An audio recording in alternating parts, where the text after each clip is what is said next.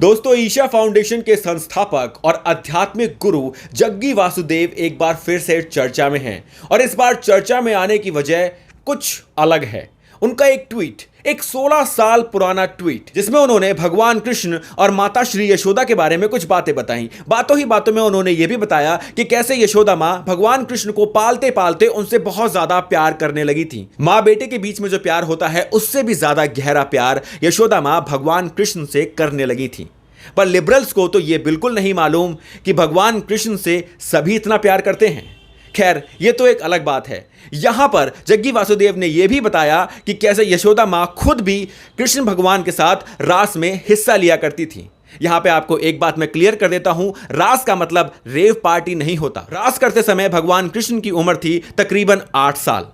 8 साल के बच्चे के साथ जब गोपियां डांस करती थी, उसे लिबरल्स भले ही रेव पार्टी मानते हो, पर हमारे धर्म में, हिंदू धर्म में उसे रेव पार्टी नहीं कहते थे। ये लिबरल्स की पार्टी नहीं हो रही है जहां पर अलग तरह की पार्टियां होती हैं। ये रास लीला होती थी। लीला मतलब कृष्ण भगवान की भक्ति में लीन होके जब गोपियां उनके इर्द गिर्द उन्हें भगवान समझ के उनके साथ रास यानी कि डांस करते थे, उसी भक्ति को रास लीला का नाम दिया जाता था।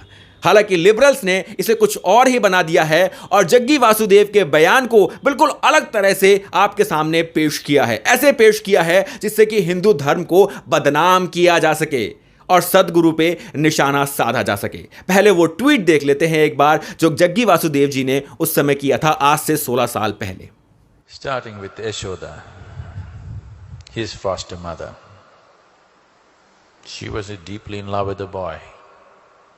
Not just as her son, much more than that.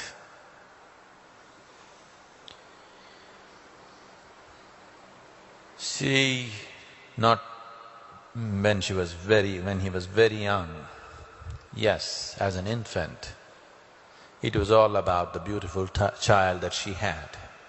But as he grew too rapidly. His growth is phenomenal. No mother can adjust her motherhood to that kind of growth. So her motherhood fell off somewhere by the time he was 5, 6. After that she couldn't really be his mother. She became more of his lover. She just loved him.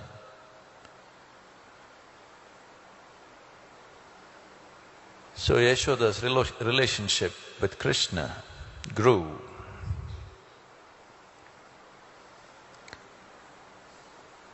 That she also became one of the gopis. She was also part of the ras.